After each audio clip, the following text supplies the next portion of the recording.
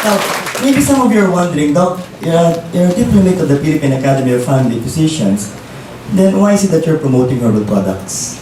Lalo na po ngayon, puro doktor po. Kaya nga po, napaka-special po ng araw natin because sets of doctors will be talking in front of you regarding the products and of course, regarding our health. Now, sabi nga po nila, no, ano ba talaga yung significance why we need to take food supplements? Additional expenses lang po ba talaga to o talagang kailangan natin? Yun yung topic natin eh. Una-una po, maganda po ba yung sinabi ni Dr. Ong about free radicals? Yes! Nakakatakot po ba? Yes! Nakakatakot ba magkasakit? Yes! Tingnan natin yung mga sakit. Okay? The reason why I'm talking in front of is because of these people. Look at this one. It's even bigger than your head. It's a breast cancer. Okay? Grabe yun talaga. No? Why? Ito lang yung dinadawang biro, pero think people, ganito po yan, Just try to think, sa hospital po, marami na kami nakitang ganyan. Sino po dito nakakita na ng cancer, tapos nga po kamay? Ganitong kalaking cancer. Okay, medyo nakaka-alarm po, nakakatakot. Now, isipin nyo, dalawang tita ko, mother ko may cancer. Diagnosed with cancer yung mother ko last June, and she died because of gastric cancer. Itong matindi, when she was diagnosed, it was already stage 4. Ang laki ng tumor sa loob ng stomach niya. And after 9 days, she passed away. Sabi na, Dok, hindi mo man lang nalaman, doktor ka, specialista ka, na yung nanay mo may cancer. People, wala akong manifestations. There were no signs and symptoms. Bigla na lang po siya nag-vomit ng blood, and all of a sudden, she died. Okay? Now, kung dalawang tita ko, mother ko may cancer, malamang si Dr. Villanueva po, merong why? It is being transferred from one generation to another. Maliwanag po tayo doon. Ito pang magandang usapan. Lahat po tayo sa kwartong ito may genes ng cancer sa katawan natin. Yung iba parang nabigla to. Oho. Parang mas maganda po, tinan nyo yung katabi nyo. Tinan nyo. Nakahuli cancer na yung mga yan. Sana naman po. Pero ang dami yung klase. Mukha lang, pero sabi nga po, nasan ba ang cancer? Nasa genes natin. It is inside our genes. Yung pinag-usapan po kanina with Dr. Ong. Maliwanag po tayo doon. Now, diretso po natin. Of course, our company is Alliance in Motion Global. Okay? And ang kapartner po natin is of course, Nature's Way with our flagship product, C24/7. Alam po natin ang Nature's Way sa Pumaykita, Springville, Utah, USA. Okay? And lahat po pwedeng gumamit. Now, the reason why I'm here is because of oxygen radical absorbance capacity. Kanina po nagbagit si Dr. Ong about free radicals. Tama po tayo. Of course, before we deal with the oxygen radical absorbance capacity, pag-usapan muna natin ng tao. But before that, inalam po sa states ang ba nakukuha yung mga antioxidants. And they found out that we can derive it from fruits and vegetables. Maliwanag po.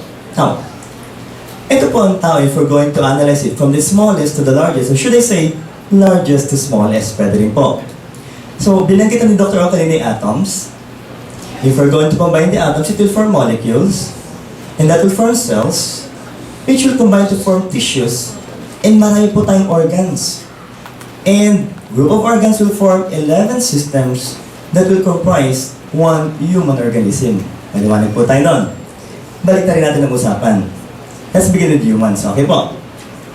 Ang gwapong tao nito. Pero kidding aside po, ang tao po, may labing isang systems. Tama po tayo. But we're only going to talk about the 4 most important systems na lagi pong naapektuhan. Of course, the first will be your circulatory system. Okay po tayo. Guys, what is the organ that pumps blood to our body? Heart. Ito po yun. And pag pinag-uusapan ng dugo, ito na po, pag-usapan natin. Ano ito? Blood ang pinag-uusapan natin, yes. And every time we talk about blood, we're also talking about what? Nutrients. Binanggit na rin po ni Dr. Ang about nutrients, pero gandahan natin ang usapan. We have the carbohydrates, okay? We have the proteins, and we have the fats. Okay. Guys, where can we derive carbohydrates? Saan po ba natin nakukuha yan? Anong klase pagkain ang mga sources? Rice. What else? Noodles. Okay. Bread. Cereals. Soft drinks. Sama mo na. Maliwanag po tayo doon. Aside from the carbohydrates, we have the proteins. Saan po ba nakukuha ang proteins? Meat products. Okay. Pork, beef. Okay. And when you talk about fats, taba ng baboy, taba ng baka, okay, mantika, Sabi ko, pati nagmamantika, isama nyo na rin po, ano po. But again, the question is, do we need nutrients inside our body? Yes, definitely. Now, if that is the nutrient, if that is the systems, people, okay? At circulatory po pinag-uusapan, ito na po yung pangalawang system natin. Ang tawag po, respiratory system. Okay, ulitin ko natin. Ano po tawag dito? Respiratory system. People, we all know that air will go inside your nose. It will go inside your lungs for what? Gas exchange. Magpapalitan po yung oxygen at carbon dioxide po sa loob ng baga natin. Maliwanag po tayo doon. Now, the usual question is, Doc, do we really need oxygen? The answer is definitely yes. Why? Because if we're going to combine the nutrients and oxygen, it will form what? And people, all of our cells will be needing energy for it to survive. Maliwanag po tayo doon. Now, importante ang respiratory, balikan natin ang nutrients. We have the digestive system. What will happen? Food will be masticated or grinded inside your oral cavity. Okay? It will pass through the esophagus, then will enter your stomach. Ano po mangyayari? Liquefaction of food. Okay po? Ano yung sabihin nun? Tutunawin natin ang pagkain before they will go inside your intestines. Why? Because in your intestines, marami pong blood vessels sa wall po nila. So yung mga nutrients po will enter the blood vessels before they will circulate to your body. Maliwanag po tayo doon. Now, ang paborito pong system, ito po ang pag-usapan natin. The immune system. Guys, if we're going to analyze it over, people, lagi tayong mahilig magsalita na, ay, na-immune ka. But at the back of our mind, alam ba talaga natin na ibig sabihin ng na-immune ka?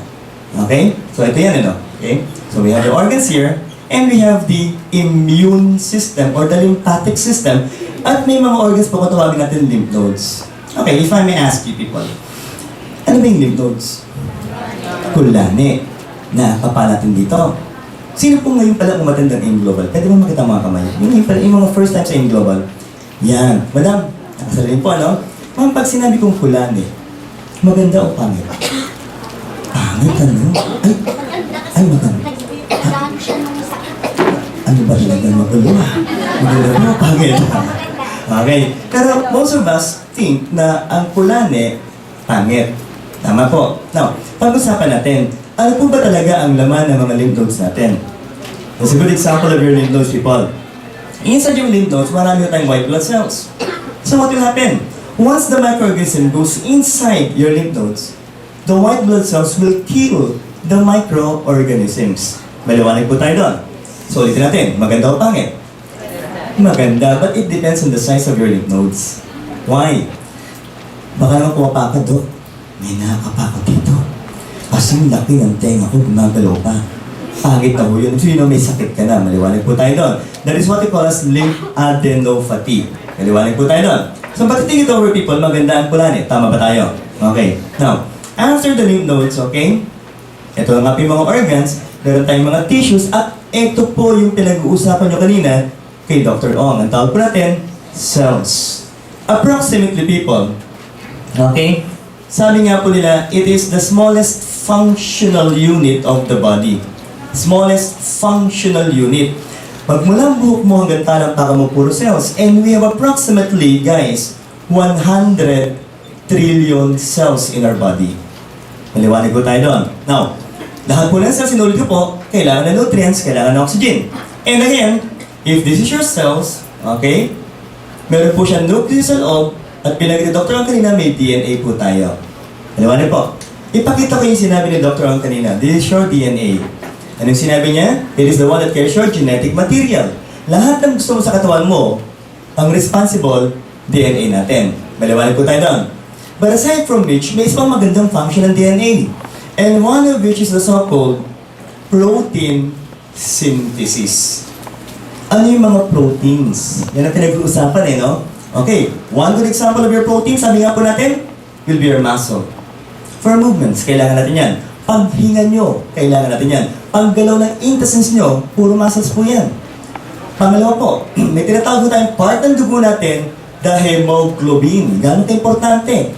It is the one that carries oxygen. Ladies, even ever you will suffer from anemia, ano pwede mangyari? Mababang hemoglobin. Tama ba tayo doon? Pag mababang hemoglobin, mababang oxygen. Pag mababang oxygen, mababang energy. And what will happen to us? Easy fatigability. Maliwanag ba tayo? Hindi siya maganda. Tama ba tayo doon? And Etong magandang pag-usapan na binanggit na rin po kanina, the enzymes. People, the function of the enzymes is for metabolism. Maliwanag po tayo. Ulitin nga po natin, anong function ng enzymes? Metabolism. It speeds up chemical reaction. Kailangan natin yun. At ang isang magandang protein na nanggagaling din po sa ating DNA is a so-called immunoglobulin. What are these? The antibodies. Ito po yan. Okay? People are asking me, Doc, maganda ba ang antibodies? The answer is definitely yes. Why? They will bind with antigens. They will bind with the microorganisms and they will help kill the microorganisms inside our body. Maliwanag po ba tayo doon? So the basic question is, Doc, ibig sabihin, kung magandang function ng cell natin, hindi tayo magkakasakit. Yes, supposedly. But now, tingnan natin itong sinabi kanina po, no? Again, what do we call this one, people? Free radicals. Ang daming binanggit about free radicals. And guys, ang papakita ko sa inyo yung visuals na binanggit po ni Dr. Ong kanina. Maliwanag po tayo. So, how can we get them, people? Una-una po, as what was mentioned earlier, ano bang pwedeng gawin ng mga free radicals sa katawan natin? At gaano ba sila kadami? As far as other scientists are concerned, sabi po nila, we have approximately 50 billion free radicals in the environment. Inside our body, inside our cells. And they can penetrate your cell and can damage your DNA, walang protein, and they can even damage your what? Your cell membrane. What will be the end product, people? Death to your cells. Maliwanag po tayo. Okay. Pakita natin yung mga possible sources. At ang pwede mangyari. Hydrogen peroxide. Lipid. Hydroperoxide. Metal, smoking, ischemia, ibig sabihin po ng kulang po yung daloy ng dugo. Anong pwede mangyari? Kung meron tayong mga antioxidants, we can suppress the so-called free radicals from damaging our body. Pero paano kung sobrang dami po? Ano mangyayari ngayon? It can damage your lipids, your proteins, your DNA. Tama ba tayo doon? Oops! Kung meron kang mga scavenger ng free radicals, protektado na naman tayo. But what if ganun karami pa rin yung mga free radicals? Ano nang pwede mangyari? It can damage your body and it can cause different kinds of diseases, cancer, and of course, aging. Maliwanag po tayo. Ano doon? Ibig sabihin mo, hindi tayo tatanda. Hindi ho. It will only delay aging process. Tama ba tayo doon? Okay. Masarap ba tumanda? Kalay ko, ewan nyo. Edad pwede, mukha, wag. Tama ba tayo? Ngayon, eto yan eh. Where can we get them? Exposures of the sunlight at around 11 a.m. to 3 p.m. people, hindi ka na makakakuha ng vitamins. What you're going to get is what? Ultraviolet that can possibly cause cancer of the skin. What else do we have here? Radiation. What else do we have here? Pollution. And of course, eto masarap pag-usapan sa lahat. Guys, okay? Ano bang ginagawa muna ng mga free radicals from the outside, especially if you're a smoker? It can penetrate the membrane. It will disrupt the membrane. It will cause a hole in your membrane that can lead into what? Cell death. Ano to? Ba't tinuro natin ang mitochondria? Okay. Sabi po nila, ang mitochondria, magandang function. Tama ba tayo doon? Anong function ng mitochondria? It will produce ATP or energy. Tama ba tayo? Ito ang problema. Kung meron po tayong free radicals sa environment natin, meron din po tayong free radicals sa loob ng cell. Why? As the mitochondria produces energy, at the same time, gumagawa rin sila ng sangkatermang free radicals. Anong pwede niyang gawin? Sisirain na naman ang membrane. Okay, ano pa gagawin niya? Pati po mga nerve cells natin, sisirain din niya. Guys, very damaging po ba ang free radicals mo pag-iisipan natin mabuti? Yes, why? Balat ng membranes po natin, okay, pati po yung mga tinatawag na lysosomes, pati na rin po yung mga DNA natin, pati po yung membrane ng cells natin, will be destroyed by the free radicals. Delikado ho, maliwanag po tayo doon. So isipin mabuti, nakakatakot ho ba ang free radicals ulit? Yes. Definitely guys, ito na po. Smoking. Pwede ho bang malaman sino po dito ang naninigarilyo? Tas nga pang kamay. Uy, ang dami. Okay. Guys, ito pakinggan niyo mabuti yan. For those who are smokers, people, gagawin ko muna ng exaggerated ng story yan. Think first guys, that one free radical can kill one cell. Inuulit ko po, exaggerated po yon. Pero for the time being, isipin nyo, ang isang free radical, papatayin ng isang cell. Maliwanag po tayo. Now, sa mga naninigarilyo dito, sino pong nakakaisang kaha ng sigarilyo sa araw? Tas nga po kamay. Ayun, may nagtaas. Okay, sir. Ikaw muna, outstanding member. No? Tayo mo to. Ito po, hindi na po biro. This is already scientifically proven. Sa isang stick ng sigarilyo, sir, gaano karami ang free radicals? Sir, we have approximately 1 million free radicals. So, ilang cells mang pwedeng mamatay per stick? 1 million.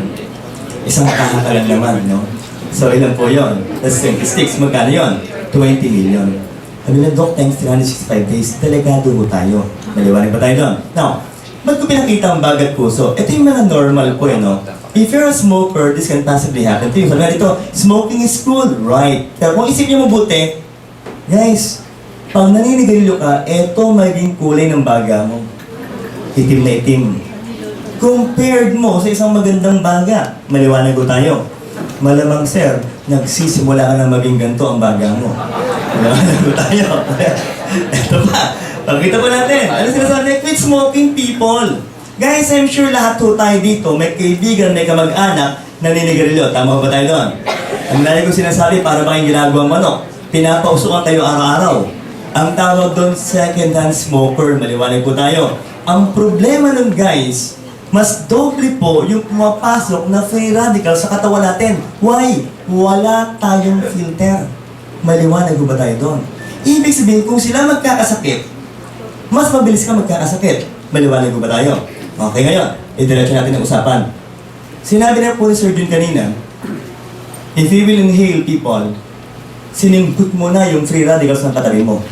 Why? They're everywhere. Airborne, pagkain, kahit saan po, marami tayong free radicals. Are we clear with that one, guys? Ayun. Isipin niyo mabuti, no? Maybe you're wondering, Doc, bacteria, detergents, sabi kanina, UV light, operation, smoking, stress, breathers, harmful smoke, food additives, lahat free radicals? Yes. And what can possibly happen to us? Yan. May kakilala mo ba kayo mayroong cancer? Inatake sa puso? May sakit sa puso? May Parkinson's disease? Naninigarilyo? May diabetes? May inflammation? Uy! Tumatanda. Hindi may iwasan yan. At guys, it can even affect your immune system at pinapatigas niya ang mga arteries natin. People, kung iisip niyo mabuti, no? Itong pwedeng gawin sa atin ng free radicals. Maganda o pangit? Gusto niyo ba magkaroon ito? Siyempre, ayoko. Kaya ano kailangan natin? What do we need, guys? Antioxidants. Sabi-sabi po tayo, kailangan natin? Antioxidants! Where can we get them, people, in the first place? Fruits and vegetables. Pero ano ba kagandahan ginagawa ng antioxidants? Ito lang pag-usapan natin eh. The reason why we're here is because we would like to discuss the ways in order to prevent free radicals from damaging our body. Maliwanag po ba tayo? Pag-usapan ng antioxidants. Vitamins are a good example of antioxidants. Ano ginagawa po nila? They will prevent the free radicals from damaging your cell. Haharangan nila yung mga free radicals para hindi po makapasok sa loob ng membrane ng cells natin. Maliwanag po ba tayo doon? What else? Isipin nyo na para sila mga Pac-Man. Okay? Pag ito yung mga free radicals, ang gagawin nila, kakainin nila, pupunin nila, papatayin nila, sisirain nila. Maliwanag ba tayo doon? So kung isipin mabuti, maganda ba ang antioxidants? Yes. Guys, imagine, ito ang cell mo. Yung kalahati, maraming antioxidants. Yung kalahati, wala. Anong pwedeng mangyari sa mga free radicals natin? Pumasok, walang kaaway. Anong pinatay? Yung mga organelles ng cells natin, including your DNA. Magkakasakit ka ba pag gano'n? Yes. Ito yung mga antioxidants. Okay? Anong ginawa niya? Hinarangan niya yung mga free radicals in order to preserve the organelles of the cell. Ibig sabihin po nun, napapagala niya yung function ng cells natin at we can be able to prevent diseases from happening inside our body. Maliwanag ba tayo doon? Guys, eto ho yan eh. Sabi nga po kanina, no? Free radicals po na wala na isang electron. Pag siya po ay dumikit sa isang atom na matino, kukunin niya yung electron nun. At naging domino effect po yan. Kung yung mga atoms na yung people ang siyang nagpo-comprise ng cell membrane mo at sinisira ng free radicals, what will happen to your cell membrane? Masisira. Pag nasira po yan, lahat ng contents ng cell natin mag-delete. Patay ang cells natin.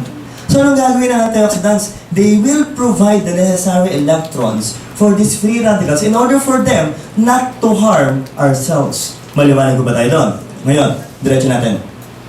Ito po mga studies na po na ginawa po nila that antioxidants can prevent and treat many medical conditions like what? Cancer, aging, cardiovascular, inflammation, diabetes, and so on and so forth.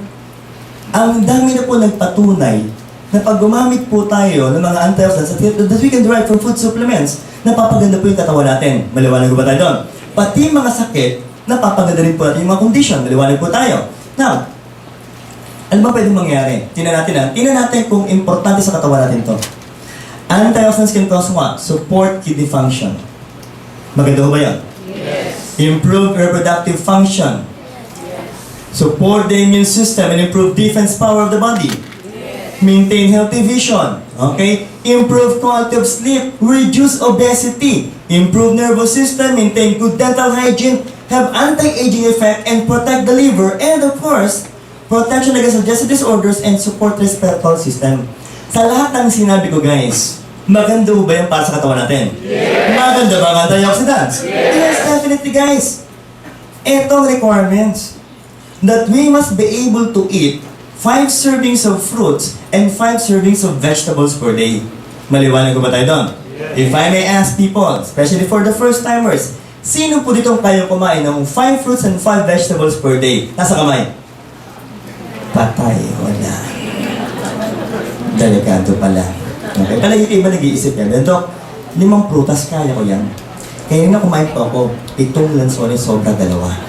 Nako, hindi yung ganun kalit ang usapan. Gano'ng kalaki? Ang pinag-uusapan natin, medium-sized fruits and medium-sized vegetables. What will be a good example of it, people? 5 mansanas. Kaya yun. Yung gulay kaya. Mas bisan, Dok, kumain ako kanina, chop suey, lagpas 10 ang laman. Hindi pwede yun. Ang pinag-uusapan, medium size, kasi nakilang repolyo sa good example. 5 mansanas, 5 repolyo. Mahirap bang gawin yun? Mahirap bang kainin? Guys, ito pa. Pag pinag-uusapan ng antioxidants, people, isipin nyo rin po, no? We are all living in the 3rd dirtiest city in the world. Maliwanag ko ba tayo doon? At ito pang gusto ko malaman. Sa kwartong ito po, be honest ha, sino po sa inyong edad 30 years old and above na po? Tas nga po kamay. Yan. Ang ganda yan. Bakit? Nangarib na buhay niyo. Okay, bakit po? Proven guys, no? Proven na po. Pag tumungtong tayo ng 30, ang level po ng ating antioxidants sa katawan is fast going down. Now people, let's try to analyze everything. Delikado ba tayo, guys? Yes. Normal healthy red blood cells, pag pinasukan po ng free radicals, they may die. Now, look at these people. Ewan ko lang kung dito matutuwa kayo. Kung ikinaninigarilyo, isipin mo pwede mangyari sa'yo. Normal lungs. Ganda ng kulay, no?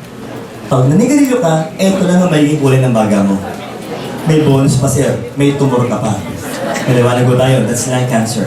Second, ito na yung mga binanggit ni Dr. ang kanina. Guys, you're fond of drinking alcohol? Etong magandang atay. Kulay red. Ayun. May mga taba-taba ka na dyan. Okay. Guys, this is what hepatoma or liver carcinoma. Liver cancer. Okay? Next. Sabi kanina, mahilig ba kayo kumain ng mga prito? Okay, itong para sa'yo. Yan. Gastric cancer. Ito yung matinong stomach natin. And you will develop tumors, people. Okay. Kung mahilig ka naman kumain ng mga raw meat, raw fish, ano pwede mangyari? Ito naman para sa'yo.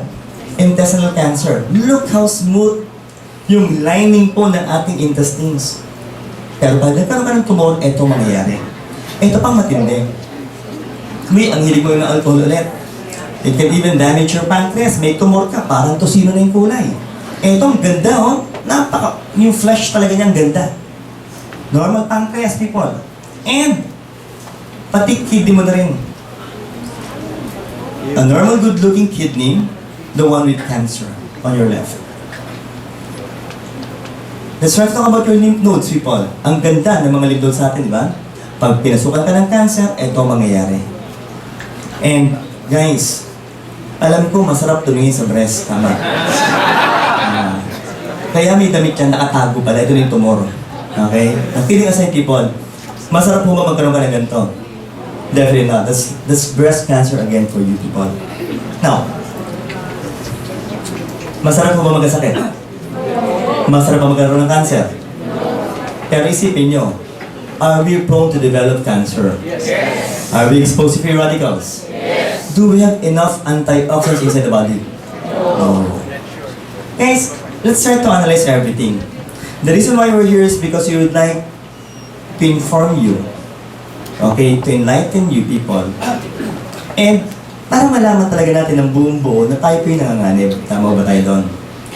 Personally living in Metro Manila, hindi maganda. More than 30 years old po tayo, hindi maganda. We cannot eat 5 vegetables, lalong hindi maganda. Anong kailangan natin? We need something that will be able to what?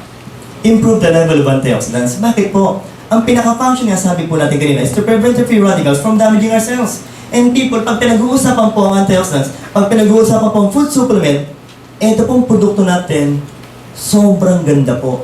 Guys, para mas maganda, isigaw natin yung pangalan niya. Okay? People, ano pangalan ng produkto natin? C24/7. Naturalceuticals, guys. What will be the effect of C24/7 and what are the contents of our product? Guys, tingnan natin mabuti. Cellular protection. Why? Sabi nga po natin, it will immunity, it will prevent the free radicals from damaging your cells. Pangatlo, energizer. Bakit po? May mga enzymes po tayo dyan. Okay? May enhancement, may support, may nourishment with cardioprotection. Guys, madalas po tayo na-atake sa puso. For your information, madaling araw. That's part of our 24 hours circadian rhythm. Maliwanag po tayo. Sa experience po sa ospital, kadalasan po madaling araw dumating mga pasyente, heart attack. Ngayon, isipin niyo mabuti. Ang pangalan ng produkto C24/7, why? The objective is to protect your body 24 hours a day, 7 days a week. With, ito po, pag pinag-uusapan talaga ang produkto, ang lahat kong fino-focus, cancer protection. Bakit po? Sa buhay ko ngayon, yan ang number one fear ko po. At kanina yung nakita niyo yung mga cancer. Gusto niyo bang magkaroon ng cancer? Definitely. Ngayon, pag-usapan natin ang produkto natin. What are the contents? Inuulit ko po. It has 16,000 phytonutrients, but again, I would like to reiterate, ito pong 16,000 yung complete. Ang produkto po natin ngayon contains 22,000 phytonutrients. And when you talk about phytonutrients, let me try to clarify the issue, people, na pag sinabi yung phytonutrients, hindi lang yung laman ng prutas at gulay yung pinag-uusapan natin. Kasama ang balat, kasama ang roots, kasama ang trunk, kasama ang seeds, lahat kinuha mo. Kung iisipin mo mabuti, mas maganda ba yun para sa atin? Yes! What else? If you're drinking vitamins, people, if you're taking vitamins every day, eto na po yun. From vitamins A, B, C, D, E, K, B1 to B12, meron po tayo. Vitamin A and C are antioxidants. Ang function po nila, re-epithelialization. What is the function? It will repair your skin. Ang vitamin B for the nerves. Ang vitamin D, ladies, you need that. Bakit po? For your bones. Okay? Ang vitamin E, antioxidants, at ang vitamin K po for blood clotting. So isipin niyo mabuti, lahat ng vitamins na yun, meron ng produkto natin. Maganda bang produkto natin? Yes! What else, guys? Ito pa ho. Okay? We have 12 whole fruit juice blends, guys. Ang dami pong mga prutas na kailangan banggitin. Plum, cranberry, blueberry, strawberry, blackberry, bilberry, cherry. Isama mo na yung mga apricot, papaya, orange, grapes, and pineapple. People, madaming studies po ang ginawa eh. Inilang po nila yung mga level ng antioxidants. And they found out, ito po yung matataas ang level ng mga prutas po na merong mga antioxidants. Nandun po yung cherry, cherry ulit, prunes, blueberry, cherry, strawberry, orange, grapes, plums. Ito pa, isang study pa ulit, oxygen radical absorbance capacity. Again, kung isipin nyo, nandun na naman yung grapes, nandun na naman yung mga cherry, nandun na naman yung orange. Guys, lahat po yan, again, nasa produkto natin. Maliwanag ko ba yun? So, maganda ang produkto natin. Labing-dalawang vegetables, people. Ang dami ho nito. Lahat po sila maganda. Okay? Pero dito ko, ito, ba't ko laging binabanggit ang garlic? Marami na pong study sa garlic, people. Kami ho mismo, nung kami nagdo-doktor, nung kami residente, no? Yan po ang studies namin. Bakit po? Napatunayan po namin ang garlic ko talaga ang gandang antifungal. Maliwanag ko. Pero baka lang pag-uwi nyo ito, maganda pa yung antifungal. Ikakaspas ko sa mukha ko, hindi ho. kukunin niyo po yung pinaka-juice, gagawa ko tayo ng parang ointment or cream bago mo i-apply sa mukha. Maliwanag po tayo doon. But again, hindi lang po anti-fungal ang garlic. Antioxidant, anti-cancer, anti-hypertensive, antibacteria. Maliwanag po tayo. But again, we have 12 vegetables. So maganda bang produkto? Yes. What else? Okay? Ito po. Oops, by the way, no? Ito po, 12-12. But if you're going to analyze it over, ang requirement po kanina, 5 fruits, 5 vegetables. So kung isipin nyo mabuti, lumalagpas na ba tayo? Yes. May 18 amino acids ka. Ang dami ano bang function talaga ng amino acids? They're the building blocks of proteins. And every time you mention proteins, people, binanggit ko na yung iba kanina. Muscle, for movements. Hemoglobin, it carries oxygen. For energy production. Enzymes, for metabolism. It speeds up chemical reaction. And when you talk about immunoglobulin, antibodies, tumutulong din sila para patayin ang mikrobyo. And again, people, meron ho tayo niyan. So if someone will ask us, people, maganda bang produkto natin? Yes. Definitely.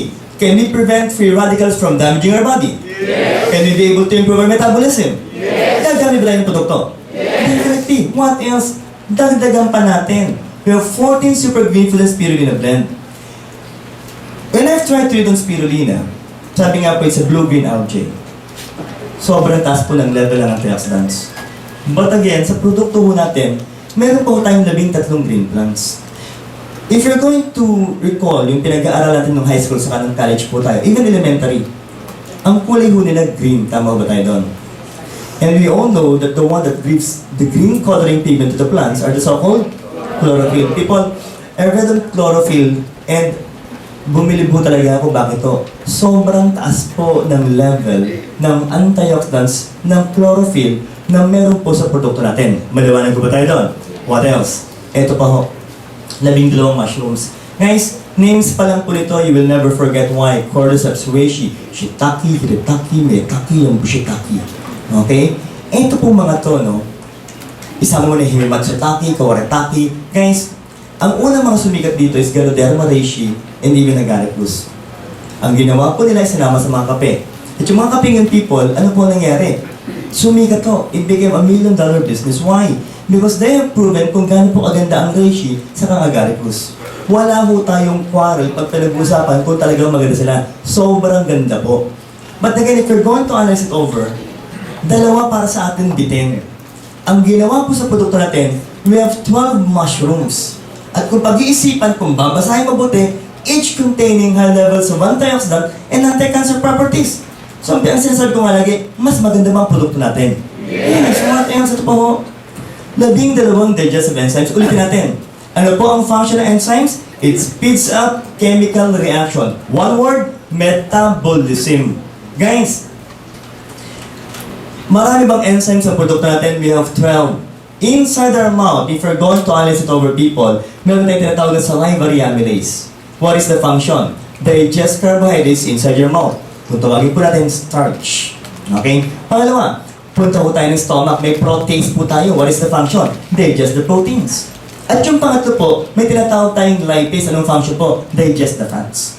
Isipin nyo, 3 magandang enzymes. Dagdagan mo pa ni siyang. We have 12 enzymes found in our product. And people, alam mo naman ang function nito. It speeds up chemical reaction for metabolism. So maganda ba ang produkto natin? Yes. What else? Ito po. We have, ito maganda pa usapan, 12 herbs and specialty nutrients and 10 essential fatty acids. Sabi na ito, essential fatty acids, di ba taba? Di ba medyo hindi maganda? Ang pinag-uusapan, essential fatty acids. People, look at this one. Ang laman po ng produkto natin, omega-3.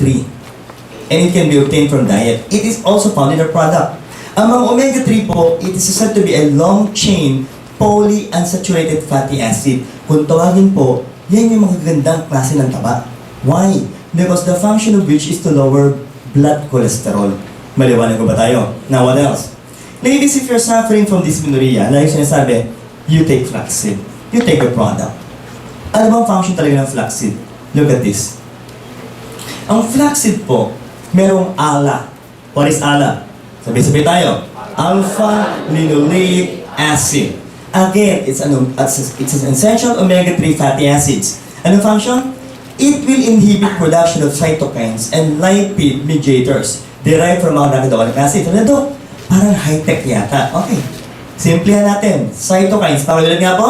Cytokines. Anong function? Sila po yung nagpo-produce ng inflammatory cells ng katawan natin. Pag may inflammation po tayo, especially ladies, if you're suffering from menstruation or dysmenorrhea, ano nangyayari? Masakit during menstruation. Maliwanag po. Ang gagawin po ng produkto natin, people, kukontrahin niya to. Pag kinontra niya to, walang inflammation. Pag walang inflammation, ladies, ano nangyayari? Nawawala ang pain during menstruation. So ladies, ano pa meron? May mga ligands po tayo. It exhibits an antioxidant, antimitotic, anti-cancer, and antifungal. So, ibig sabihin po, pati yung flaxseed may anti-cancer properties. Maliwanag pa rin ba tayo doon? May sunflower seed pa yan, it contains vitamins and minerals. So, people, isipin nyo mabuti.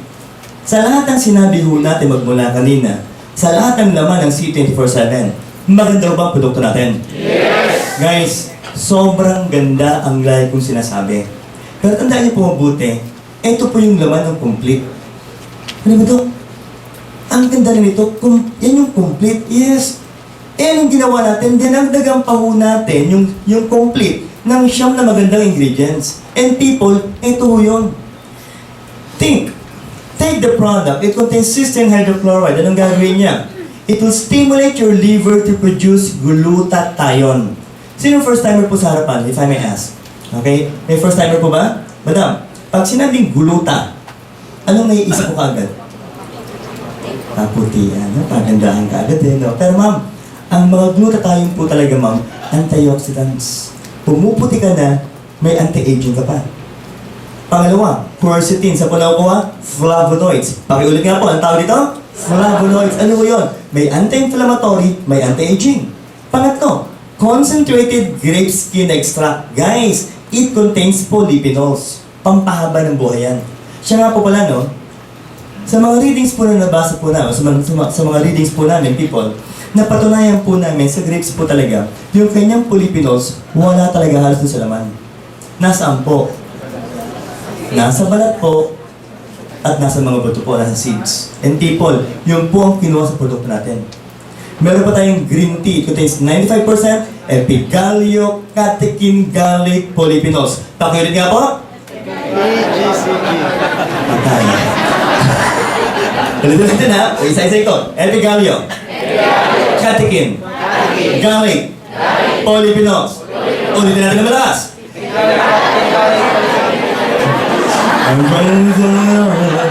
Okay. Epigallocatechin garlic polyphenols. Pampahabag ng buhay. People, isipin mabuti. Ang may ng mga Chinese, tama ba tayo doon? Okay. In all honesty, parang ginagawa nilang tubig yan. But again, people, don't worry why. Patipinginin ng mga Chinese part na rin ng produkto natin with coenzyme Q10. Anong pinaka-function po ito, people? Now, being regarded as the vitamins to your heart, why? They also lower blood cholesterol. Now, isipin niyo mabuti. Sa limang binanggit ko po, mas gumanda ba yung produkto natin? Yes! Sinamahan pa ng 4 na longevity polyphenols. Anong function? Pampahaba po ito ng buhay.